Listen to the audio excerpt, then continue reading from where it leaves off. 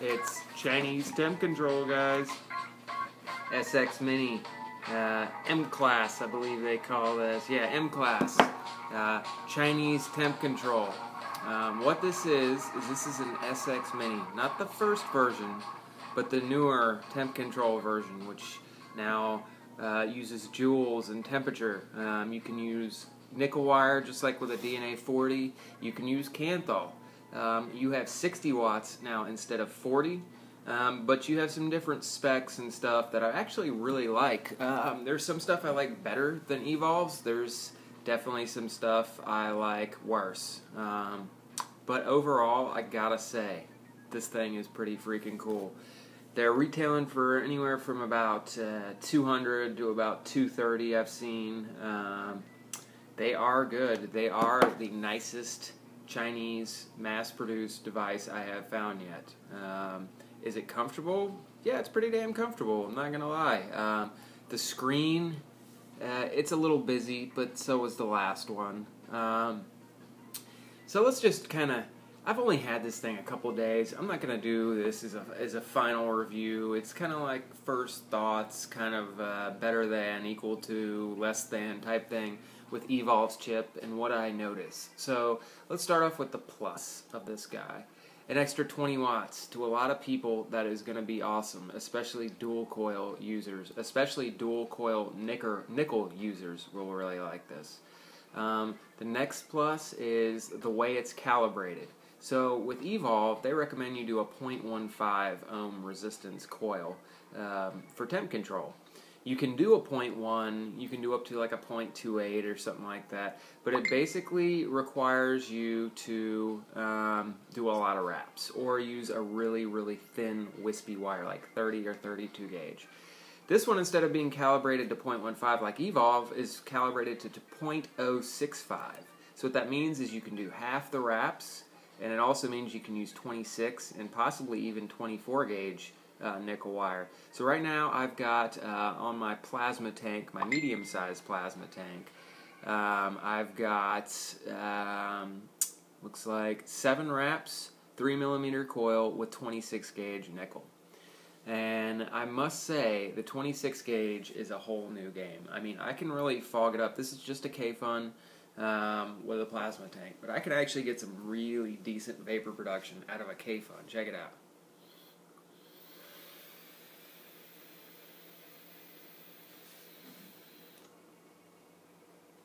Not bad.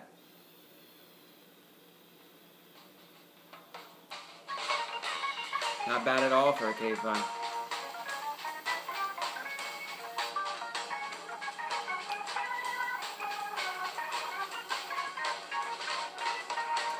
It is keeping up.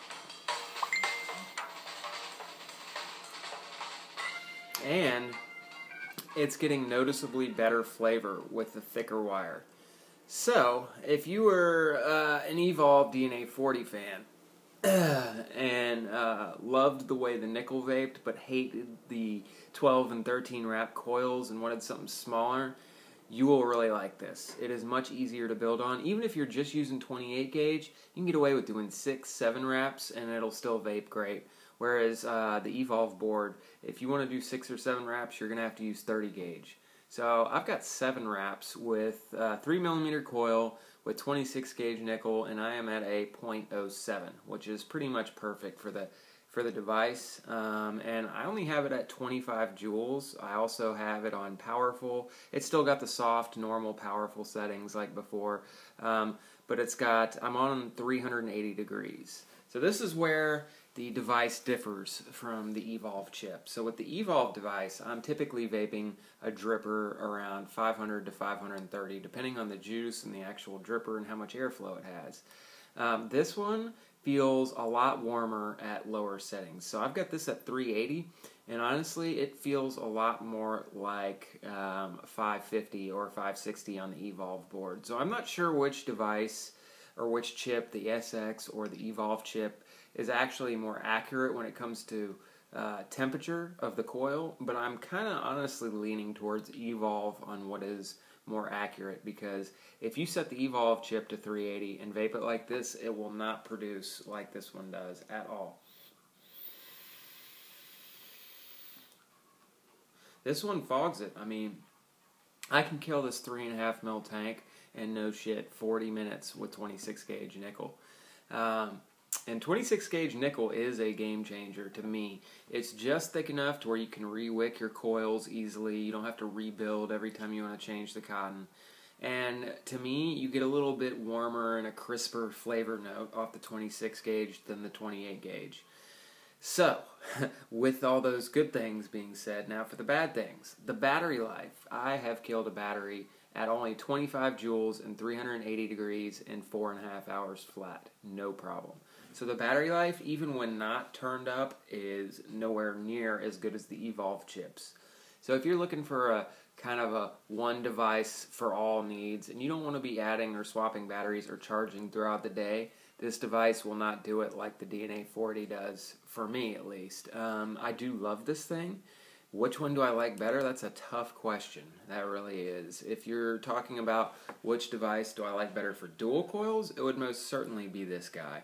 If you're talking about which device do I like better for like a K-Fun, honestly, I'd probably still give it to the Evolve board. The menu on this guy, much like the original SX Mini device, is way too complicated. After a couple hours of fiddling with it, I figured my way through it, and I know how to use it and all that fun stuff. But it is super complicated. There's a lot of stuff you can mess around with in here. It's not straightforward like the Evolve chip it is. But this does have Addy-Lock. So what you want to do, that is a great feature. I do not own any DNA 40s. I have lots of DNA 40 devices. I just don't have any DNA 40 devices with Addy-Lock. So, with that being said, when you wrap a coil for this, you wrap it. Before you even fire it, you come over here, press these two, lock in the resistance. And that will keep it a stable, consistent vape the whole time you're doing it. So, I mean, as far as features goes, this thing has the Evolve board beat just for the simple fact that it has a huge menu with a ton of things to look through. I don't know which one I like better, honestly, yet. If they had this in a flask, oh my god, I would be all over this. But the chip itself looks to be quite a bit larger than the DNA 40, so I doubt they could fit this in a flask. I'm almost certain they could fit this in something like a Hannah or something like that. Probably not a Vapor Shark since the screen's on the bottom, but I'm sure a lot of modders will be going towards this SX350 chip, especially the temp control models. I mean, I've been having a lot of fun with this thing, guys. I mean, I really like it. I'm a die-hard Evolve fanboy. I love Evolve. This does not sully my opinion of Evolve in any way, but I gotta say, if these chips come out as consistent and trouble-free as my device has been, I think Evolve is going to have a real time keeping up with this. 90% of the general public will prefer this chip just because it hits harder with temp control, because you can use thicker wires, you can do fewer wraps. I mean, it has some real advantages here. Does the vape quality compare? I mean, side by side, like say I have my vapor flask with my marquee wrapped with 28 gauge nickel versus this with 26 gauge. You know, that's the real deal breaker to me. Like the wire, I wish I could use 26 gauge on my flask, but I can't. It's just too many wraps. You're talking about 18 wraps for a single coil. I would love to see Evolve do a board where, not with more wattage, but just with a lower calibrated nickel requirement. So I wish Evolve would do away with the 0.15 and just do a 0.065 like these guys did. So we could do fewer wraps, thicker wires, stuff like that. And that's really the only benefit I really like about this, is the fact that it's calibrated lower ohms for its recommended setting. You know, building to a 0.065 goes a long way with other gauges. You could probably do a 10 wrap 24 gauge nickel coil with this, or definitely do a 6-7 wrap 26 gauge. With 28 gauge, you're talking about doing 5-6 wraps with this, which is great. I mean, no more trying to fit a giant long coil inside of a sub-tank. No more trying to cram an enormous coil into a K-Fun. I mean, this thing is awesome. Let's see if I can focus it in on there. I mean, look how small that coil is compared to my other plasma tank that has it in there. And that is just freaking awesome. I mean, for tanks especially. I mean, to me, 13 wraps is just too many damn wraps to fit in some tanks. So, I mean, aside from the battery life and the fact that it's made in China, which I'm not knocking, because obviously there's a lot of cool stuff coming from China, like the sub tanks and the other sub-ohm tanks, and Sigelis and IPVs and stuff like that. All that stuff is good. It just didn't seem to have the accuracy that the Evolve boards did. So I always favored Evolve boards just for the fact that it was more accurate. With this guy, that does away with a lot of the pros that I gave to Evolve. I mean, this thing is comfortable in the hand. You can either thumb fire it like this. I've been doing this a whole lot, holding it like this, or you can kind of do it like this. It's obviously going for the new C-frame style that, Zero and Hurricane and all those other high-end modders have been using. So it's kind of, following the trends in the high-end vape world, which I really like. Just the battery life, man. The battery life is the real bugger. I mean, I haven't even really spent a ton of time with a dripper on here. I had my SOV5K hooked on here. I had my Marquee hooked on in here, and I had my Veritas hooked on here. And I typically don't go over 30 joules with any dripper or tank, and I have been pissing through these batteries. I'm on my third battery in the last 24 hours, and that to me is kind of a pain in the ass to have to swap out batteries all the time. Kind of reminds me of the days of mechs when we carry around a spare bag of batteries just so we could freaking use the thing. They do have an extender tube to where you can have like a tube coming off the end, and you could take it up to 120 watts and get double the battery life, but that is just ridiculous to me. I don't want a cylindrical tube that sticks out this far off the bottom on here just so I can have two batteries. What I'm really looking forward to is when they put this chip in a nicer, higher end device. I think this chip has some real potential. I think it is a game changer just because you can do fewer wraps with nickel coil. I think it's a game changer because you don't have to use 28 and 30 and 32 only for nickel. With Kanthal, so far it's, right as rain. Have no complaints running it with Kanthal.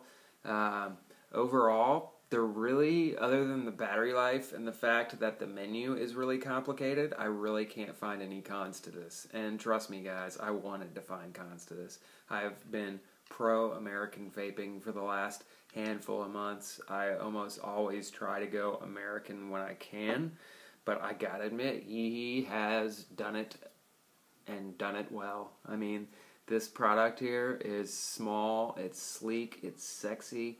I really can't find any production flaws in the quality of how it's installed or anything like that. I can't find anything wrong with it. It's a pretty basic setup when you buy it in the box. Just to give you a quick unboxing, it literally just comes like that. You've got the instruction manual here. Ignore the neighbor's dog. I'm going to kill that thing by sunset, I swear.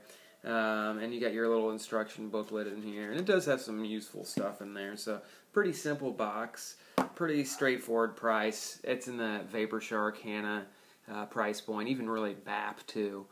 So if you're looking at those and you're wondering which one do I get, which one is for me, well, honestly, if you're a cloud chaser and you want to chuck the big clouds, you're going to have to get the SX Mini if you want to truly be happy with temperature control. If you're like me and you're all about quality of vape over how big your clouds are, and you're really good at building, I'll throw that in. If you're a really good nickel builder, I would say get a DNA 40. If you're new to nickel building and you want big clouds, SX Mini all the way. I mean, I'm trying to be as objective as I can and be as fair to both these companies as I can. But the fact that Evolve has had so many problems with their chips, and there's so many people with a bad taste in their mouth from their screen freeze or their battery meter issue, I think this thing is really going to be a big hit in the industry. I think these things are going to be everywhere. I think we're going to be seeing more and more devices coming out with the SX Mini or the SX350 chip in there, especially the one with joules and temp control. I mean, I really love it. I would love to get a Zero or a Hurricane or a Champion GT with something like this in there. That would just be freaking amazing.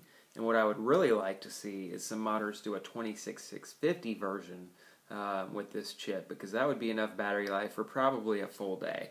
But the way it stands now, you're going to get 4 or 5 hours of regular chain vaping. I work in a vape shop, so I'm vaping a good bit during the day. If you're a normal vapor who only, maybe takes 10 drags an hour, this thing will probably last you a good 8 hours. But if you're like me and you're kind of pulling on it every 5 minutes, taking a couple drags, you're only going to get 4 or 5 hours out of this guy. But with that being said, the vape quality is excellent. It does do what the Evolve board does. When you hold it down, you can see it kind of shuttling up to that temp. And, if you're using 28 gauge nickel in here and comparing it back and forth, they do vape similar. I still got to give the nod to Evolve.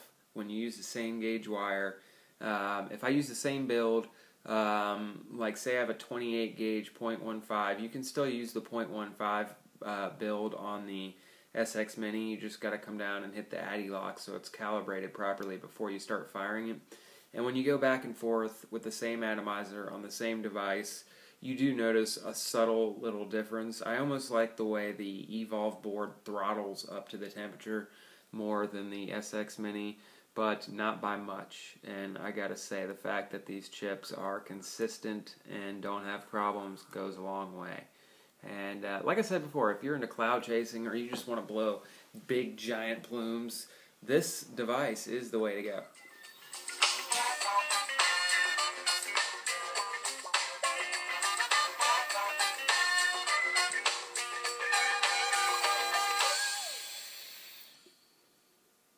So, hopefully this will help a couple guys decide if they want to get these or not. I mean, if you're an avid vapor and you like collecting stuff, it is definitely worth getting it. If you're a new vapor trying to get into temp control for the first time, you may really want to get one of these just because it's easier to build with because you can use thicker wires with fewer wraps. If you are a die-hard K-Fun user, you probably will not see any real benefit of this over the DNA 40. The DNA 40, when you get a chip that's not flawed, does work excellent. Not that this one doesn't, but for like low output vaping devices like the Rose, the K-Fun, the Squape and stuff, I still give the nod to the DNA 40 board. But for drippers and people who want to use thicker gauge wires, I mean, you're gonna have to get this guy. It's worth having. Anyway, hope my few days and my experiences with this has helped you guys.